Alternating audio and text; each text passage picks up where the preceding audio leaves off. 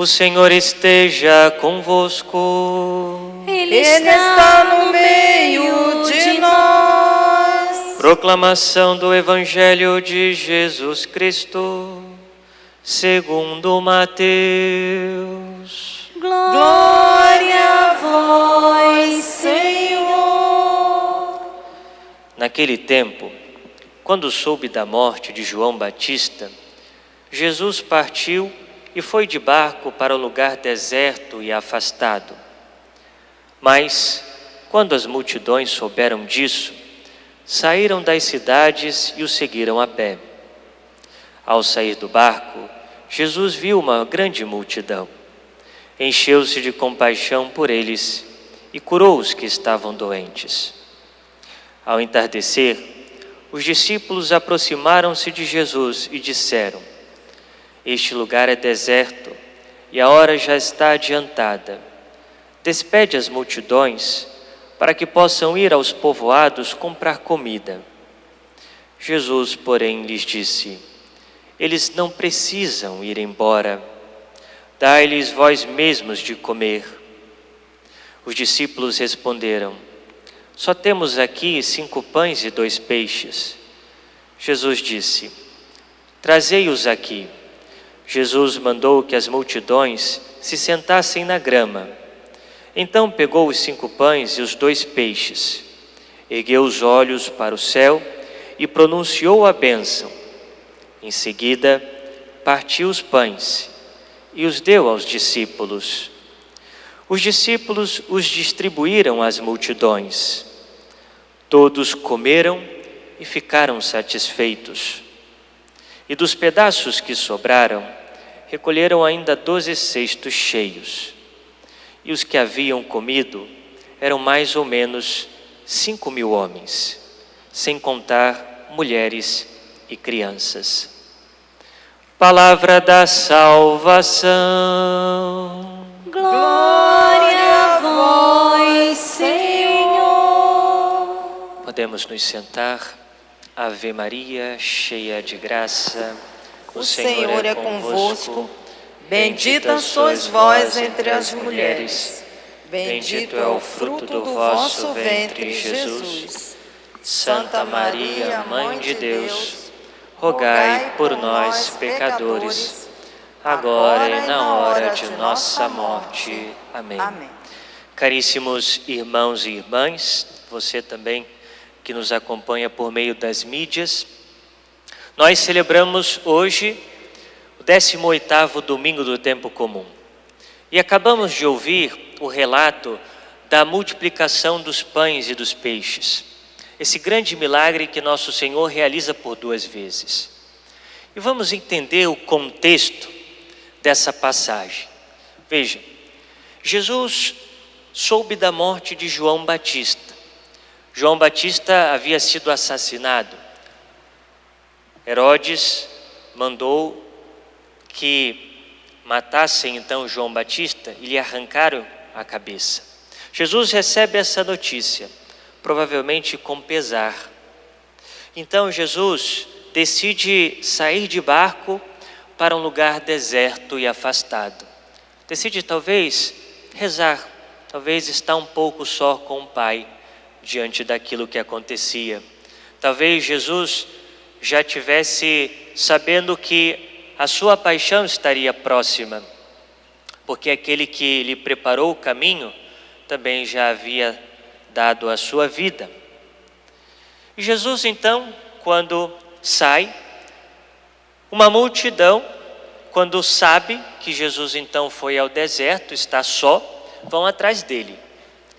Saíram das cidades e o seguiram a pé. Veja, o relato diz que haviam mais de 5.000 pessoas. Imagine essa multidão indo atrás de nosso Senhor, seguindo a nosso Senhor, a pé, a pé. Provavelmente andaram quilômetros atrás de Jesus. Muitos deles talvez sendo carregados por outros. Muitos talvez com problemas sérios de saúde. E foram atrás de Jesus. Ou seja, vemos aqui a manifestação de fé dessas pessoas, que queriam ir ao encontro de Jesus. E por isso, quando Jesus percebe aquela multidão, qual é a reação dele? Jesus encheu-se de compaixão por eles. Jesus sentiu com eles aquilo que eles estavam sentindo, a sede de Deus. E por isso, a primeira coisa que Jesus faz é curar os doentes que ali estavam. Jesus então cura os doentes. Aqui, nós não ouvimos se aqueles doentes pediram a cura. Nós ouvimos que Jesus curou. Talvez foi uma iniciativa de Jesus. Ao ver a manifestação da fé daquelas pessoas, Jesus vai ao encontro delas e as cura. E depois, então, Jesus se põe a ensinar a sua doutrina, se põe a ensinar a sua boa nova, a sua palavra, talvez durante o dia inteiro. E aquelas pessoas ali, se alimentando da palavra de nosso Senhor, se alimentando daquela doutrina que enche o coração de esperança e de alegria. E daí, um dos discípulos de nosso Senhor vai ao encontro dele e pergunta: Senhor, olha, você não acha melhor despedir essa gente? Porque já está ficando tarde. E se essa gente ficar aqui, pode ser que ela desfaleça de fome. Então, despede, manda elas irem para o povoado mais próximo, para que elas possam conseguir comida. Qual foi a resposta de Jesus? Elas não precisam ir embora. Não precisam, não tem necessidade. Dai-lhes vós mesmos de comer, diz Jesus. Olha que interessante. Jesus olha para o discípulo e diz: vocês darão de comer a essa gente. Talvez, quando eles receberam essa notícia, devem ter se perguntado: mas Jesus deve estar brincando com a gente, né? Tem mais de 5.000 pessoas aqui, como é que a gente vai dar comida para toda essa gente? Mas mesmo não sabendo como eles iriam conseguir isso, eles decidiram fazer a sua parte. Ou seja, procuraram entre as pessoas que estavam ali e conseguiram 5 pães e 2 peixes. E apresentaram ao Senhor: Senhor, olha, aqui o que temos, 5 pães e 2 peixes. Jesus: que ótimo, muito bem, é isso mesmo, é isso que eu queria. Então Jesus realiza o milagre. Veja, meus irmãos, 2 coisas podemos tirar dessa palavra até aqui. A primeira é que Jesus se preocupa com as mínimas coisas, com os mínimos detalhes. Ele tem compaixão das suas ovelhas.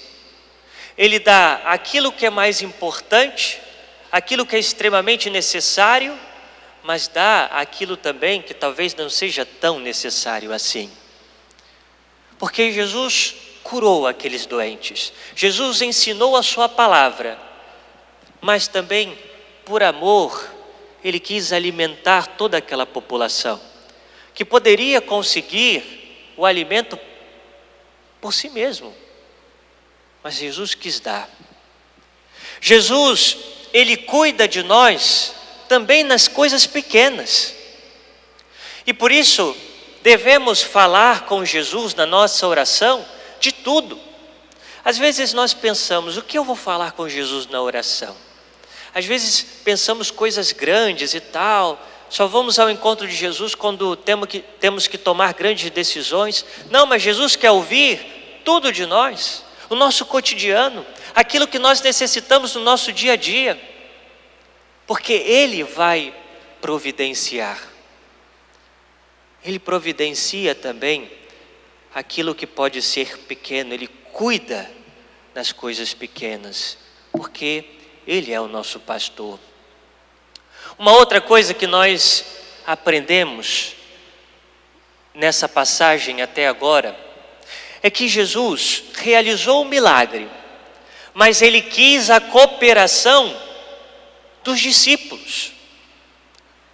Ou seja, se não fosse a cooperação dos discípulos, talvez Jesus não realizaria o milagre. Dai-lhes vós mesmos de comer. Jesus quis a cooperação humana para realizar o seu prodígio. Ou seja, Jesus, para realizar o milagre na minha e na sua vida, para que Ele haja com a sua graça em nós, é necessário que nós cooperemos com Ele. Se nós não cooperarmos com a graça de Deus, Ele não poderá nos ajudar, Ele não poderá agir na nossa vida. Porque é como se nós, por exemplo, pedíssemos ao Senhor: Senhor, mandai chuva do céu sobre mim. E ao mesmo tempo que nós pedíssemos, nós abríssemos então um guarda-chuva, impedindo que a água penetrasse em nós. Às vezes nós dizemos a Jesus: Senhor, eu preciso dessa graça, Senhor. Eu preciso disso. Senhor, dai-me a graça da cura dessa doença.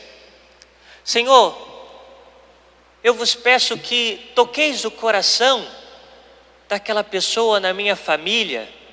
Senhor, cessai essa violência no meu bairro. Senhor, Senhor. E Jesus diz para nós: faça você mesmo. Faça você mesmo. O que você tem feito para que a cura aconteça na sua vida? O que você tem feito para que a violência cesse no seu bairro? O que você tem feito para que o outro que está ao seu lado olhe para Jesus e se converta? O que você tem feito? Dai-lhes vós mesmos de comer. Jesus, Ele quer que nós apresentemos a Ele o mínimo que podemos fazer. Ele quer os 5 pães e os 2 peixes. Ele quer que nós façamos o mínimo. Ele quer que nós cooperemos com a sua graça. E veja, depois, quando Jesus ele vai realizar esse milagre, olha que interessante o que Jesus diz. Então Jesus pegou os 5 pães e os 2 peixes, ergueu os olhos para o céu e pronunciou a bênção. Em seguida partiu os pães e os deu aos discípulos. O que nos lembra essa palavra? Senão o que nós vamos viver daqui a pouco, aqui na Santa Missa. Nos lembra a última ceia, quando Jesus institui a Eucaristia. Ou seja, Jesus aqui quer manifestar a sua vontade de dar o alimento de vida eterna às suas ovelhas. Nesse episódio, Jesus se dispõe a dar o alimento do corpo, mas Ele quer dar o alimento da alma, que é Ele mesmo, que não é uma coisa, mas é Ele mesmo. Ele quer nos alimentar com o seu corpo e o seu sangue. E assim se realiza na Santa Missa, na consagração, o sacerdote repete esses mesmos gestos, essas mesmas palavras do Senhor. Porque depois desse episódio, Jesus, na sinagoga em Cafarnaum, vai fazer o seu grande discurso do pão da vida e fala claramente dessa vontade dele de se dar em corpo, sangue, alma e divindade. E aqui, meus irmãos, vale a pena refletirmos sobre a comunhão, sobre o que é a comunhão na nossa vida.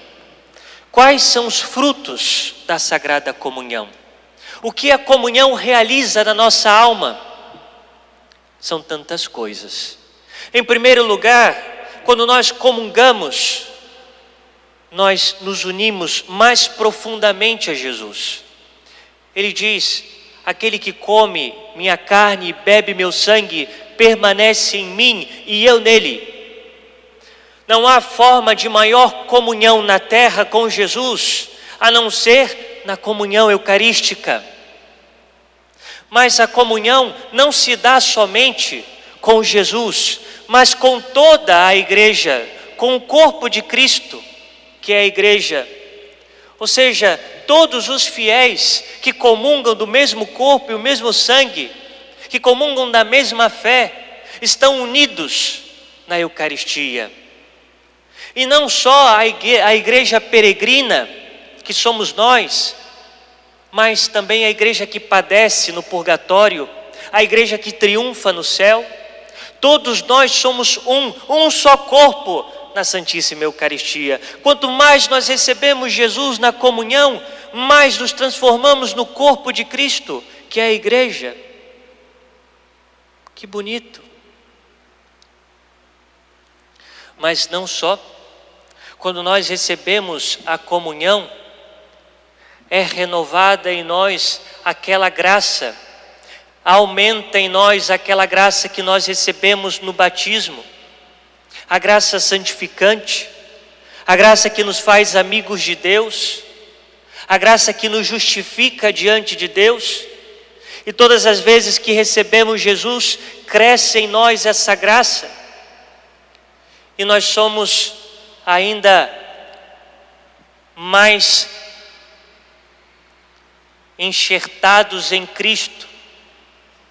Cresce em nós a caridade de Cristo em nós, e assim nós somos convidados a amar o nosso irmão, a amar o próximo, porque o próprio Senhor nos ensina que para que recebamos a Cristo na comunhão, precisamos olhar para aquele que necessita de nós, ou seja, para o doente, para o pobre, porque se formos indiferentes a esses, não temos caridade. E como poderemos receber a Sagrada Comunhão? Ou seja, cresce em nós o amor a Cristo e o amor aos nossos irmãos por amor a Cristo. Ou seja, meus irmãos, quando nós recebemos a Eucaristia, nós vamos nos transformando em Cristo.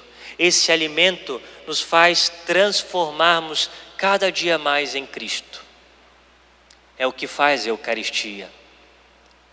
Mas para que esses frutos de fato possam acontecer na nossa alma, é necessário a nossa disposição.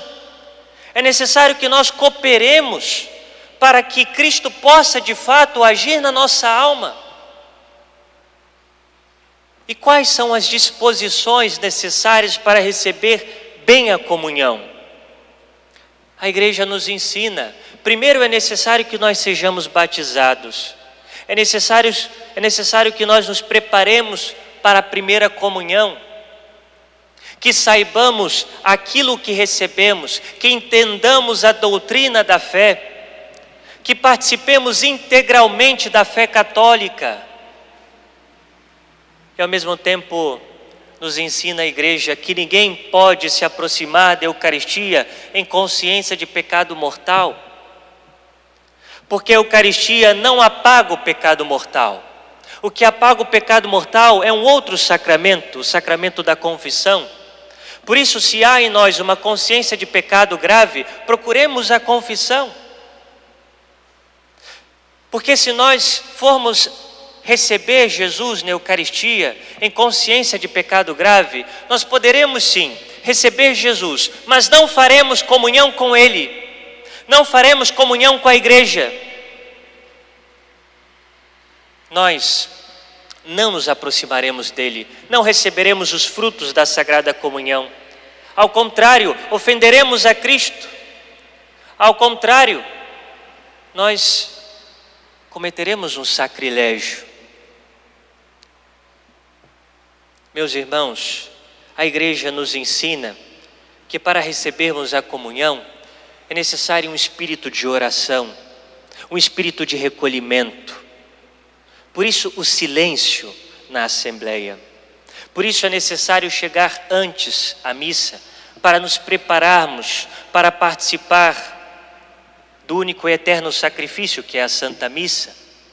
Colocarmos as nossas intenções diante de Jesus, pensarmos e pedimos a graça de recebermos com frutos a Eucaristia, Jesus que vem a nós, e não estarmos dispersos, talvez só em corpo na Santa Missa, mas pensando o que eu vou fazer depois, pensando, sei lá, não vamos receber fruto algum. E depois também a nossa própria posição do corpo nos faz, ou seja, entender qual é o mistério que estamos celebrando. Por isso a própria posição do corpo, seja a forma de estar, de sentar, de se posicionar, não é a mesma forma relaxada que nós devemos estar em casa, estamos na igreja. Por isso, ou seja, se diz, não devemos cruzar a perna, não devemos abrir os braços, se apoiar. Estamos diante do santo sacrifício. Por isso nos levantamos para ouvir o Evangelho, por isso nos ajoelhamos na hora da consagração, seja para mostrar o respeito e a dignidade daquilo que estamos celebrando. Por isso a roupa que devemos usar na Santa Missa deve ser uma roupa digna, digna de estar na presença de Deus. Por isso os antigos tinham uma roupa para usar no domingo, na missa. Essa roupa é roupa de domingo. Era a melhor que tinha. Perdemos isso, infelizmente. Mas também faz parte para recebermos a Eucaristia com fruto. Ou seja, meus irmãos, para que de fato Cristo haja em nós, é necessário que coloquemos diante dele os 5 pães e os 2 peixes. Jesus, para agir na nossa alma, para que nós nos transformemos nele, para que cresçamos no amor a ele e a nossos irmãos, para que a Eucaristia nos transforme verdadeiramente, Jesus pede de nós o mínimo 5 pães e 2 peixes. É o que Cristo pede a nós para realizar o milagre da transformação da nossa alma. Que a Virgem Santíssima, nossa Mãe, nos ajude nesse itinerário. Ela que jamais colocou obstáculo algum para que a graça de Deus agisse na sua vida. Que ela nos ajude a darmos a Jesus sempre aquilo que pudermos fazer, isto é, os 5 pães e os 2 peixes. Louvado seja o nosso Senhor Jesus Cristo. Para sempre seja louvado. Vamos cantar mais uma vez o refrão do Salmo, porque Jesus quer nos alimentar com o seu pão e que nós nos disponhamos a ajudá-lo nessa tarefa.